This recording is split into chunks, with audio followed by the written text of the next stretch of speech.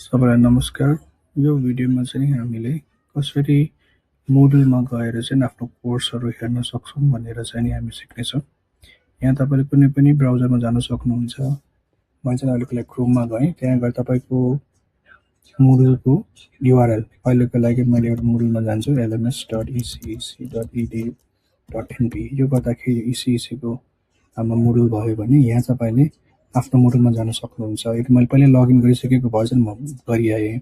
यदि तपाईँको लगइन भएको छैन, राइट टपमा तपाईँको लगइन भनेर आउँछ, त्यहाँ क्लिक गरेर तपाईँले युजर नेम र पासवर्ड हालेर छिर्नु भयो भने चाहिँ तपाईँको यो पेजमा आउँछ।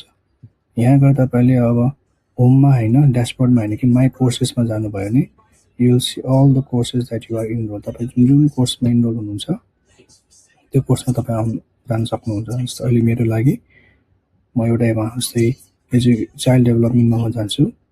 त्यो गइसकेपछि चाहिँ सबै कोर्सेसहरूको तपाईँको डिटेल्सहरू यहाँ आउँछ।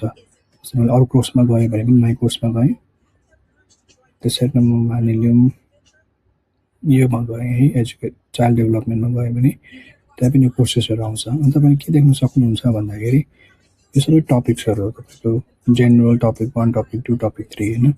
जेनरल लक छैन किनकि यहाँ 1 देखि चाहिँ लक छ।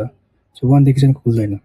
किन तपाईँले यो जब तपाईँले यो कुरा तपाईँ सबै पढ्नुहुन्छ, सबै कामहरू गर्नुहुन्छ र लास्टमा मार्क एज डन गरेर तपाईँले काम सकाइसकेपछि गर्नुभयो भने चाहिँ बल्ल तपाईँको त्यसपछिको तपाईँको खुल्छ। जस्तै अहिले तपाईँको टपिक 1 चाहिँ तपाईँको खुल्या छ। त्यसरी तपाईँले टपिक 1मा पनि जान सक्नुहुन्छ। यसरी तपाईँले मार्क एज डन गर्दै तपाईँको पढ्दै हेर्दै तपाईँले मार्क एज डन गर्नुभयो भने सबै कुराहरू तपाईँको अनलक हुन्छ।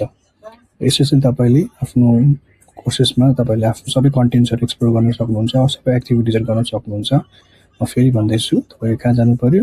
होममा होइन, ड्यासबोर्डमा होइन, तर माई कोर्सेसमा जानु भने तपाईँ एनरोल हुनुभएको सबै कोर्सेसहरू हेर्न सक्नुहुन्छ।